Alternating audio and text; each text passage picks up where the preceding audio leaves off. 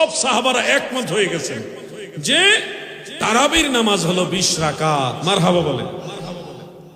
ইমাম নববী রহমাতুল্লাহ আলাই, ইমাম জালালউদ্দিন সুয়ুতি রহমাতুল্লাহ আলাই, হাফেজ জাইনুদ্দিন ইরাকি রহমাতুল্লাহ আলাই, মুল্লা আলী কারি রহমাতুল্লাহ আলাই, বদরুদ্দিন আইনি, শিহাবুদ্দিন কাস্তালানি, অনেক বড় বড় মুহাদ্দিসরা সবাই বলেছেন 20 রাকাত তারাবির এই হাদিসটা হলো সহিহ।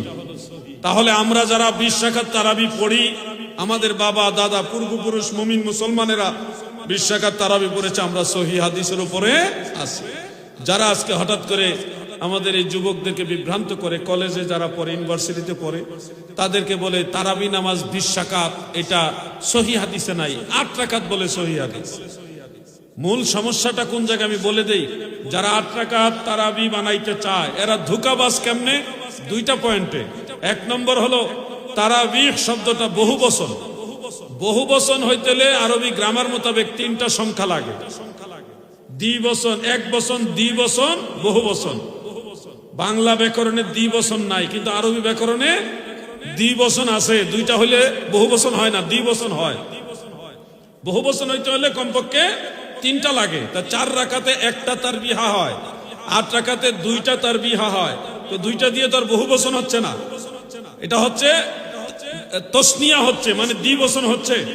3টা তারবিহা করতে হলে 3 4 12 লাগবে, 12 রাকাত লাগবে। 12 রাকাতের নিচে বহু বচন হয় না। আর বহু বচন না হইলে তারাবিহ নাম হবে না। এক বচনের নাম হবে তারবিহাতুন, দ্বিবচনের নাম হবে তারবিহাতানে, তসনিয়ার সিগা। মাদ্রাসার ছাত্ররা বুঝতে পারছো? আর যদি আপনি কমপক্ষে বহু বচন তারাবিহ এই নামের সাথে বহু বচন হিসেবে কাজে মিলাইতে চান, কমপক্ষে 12 রাকাত লাগবে। অর্থাৎ 8 রাকাতে কশ্চিন কালেও তারাবি হয় না। 8 রাকাতে হয় তারবিহাতান, তসনিয়া হয়, দ্বিবচন হয়, বহু বচন হয় না। এরা যে আমল সুর, এরা যে ভুল পথে আছে, তার প্রমাণ হলো তাদের নামের সাথে কাজের মিল নাই। না, কাজ হইল 8 রাকাতের, নাম হইল 12 রাকাতের। আর আমরা 20 রাকাত পড়ি, 20 রাকাতও বহু বচন, কোনো সন্দেহ। আমার দাদু ভাইরা গো, যুবক ভাইরা, আপনারা মনে রাখবেন, আপনাদেরকে বলবে বুখারী শরীফের মধ্যে আছে তারাবি নামাজ 8 রাকাত। বুখারী শরীফের কোন জায়গায় আছে তারাবির 8 রাকাত? তারা একটা হাদিস শরীফ আপনাদেরকে বলবে। আম্মা জান আয়েশা সিদ্দিকা রাদিয়াল্লাহু তাআলা আনহা তিনি রওয়ায়াত করেছেন, মা কানা রাসূলুল্লাহ সাল্লাল্লাহু আলাইহি ওয়াসাল্লাম ইয়াজিদু ফি রমাদানা ওয়ালা ফি গায়রিহি 11 রাকাতান। অর্থাৎ মাহে রমাদানে এবং রমাদানের বাইরে অন্যান্য মাসে কখনোই নবী 11 রাকাতের বেশি পড়তেন না। এই হাদিস থেকে তারা দলিল নেয় যে 11 রাকাতের মধ্যে 3 রাকাত হলো বেতের আর 8 রাকাত হলো তারাবি। সুবিধা হয়েছে তো? কিন্তু বেতের নামাজ 3 রাকাত, এটা আবার তারা মানে না। এই যে 8 রাকাত তারাবি বানাইবার সময় 11 থেকে ঠিকই বেতের বলে 3 রাকাত বাদ দেয়। বেতের বলে কি 3 রাকাত বাদ দেয়, কিন্তু বেতের নামাজ যে 3 রাকাত, এটা আবার এই লামাযহাবীরা মানে না। মানে কত নম্বরে টাউটারা।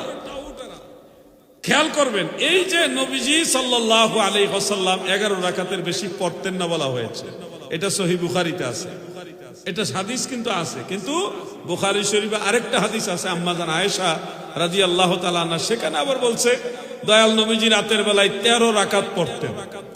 এখন একটা জিনিস খেয়াল করেন, একবার আম্মা জান আয়েশা বলছে নবীজি 11 রাকাতের বেশি কখনোই পড়তেন না। আবার আরেকবার বুখারী শরীফে আছে আম্মা জান আয়েশা বলছেন দয়াল নবীজি 13 রাকাত পড়তেন। তাহলে 11 রাকাতের বেশি কখনোই পড়তেন না, আবার 13 রাকাত পড়ছেন। এটা স্ববিরোধী কথা হইল না? স্ববিরোধী হইল না কথাটা? আসল বিষয়টা হলো দয়াল নবীজি ম্যাক্সিমাম টাইম 8 রাকাত তাহাজ্জুদ পড়তো, 3 রাকাত বেতের পড়তো, হইল 11 রাকাত। মাঝে মধ্যে 10 রাকাতও পড়তেন আর 3 রাকাত বেতের করতেন, এই হলো 13 রাকাত। তো এই যে যখন আম্মা জান আয়েশা নবীজিকে যেভাবে দেখেছেন ওইভাবে বয়ান করেছে, কোনোটাই মিথ্যা না। হাদিসটা কিন্তু তাহাজ্জুদের, তারাবির না। খুব মনোযোগ দিয়ে কথাগুলো শুনবেন। মুহাদ্দিসিন কেরাম যারা এই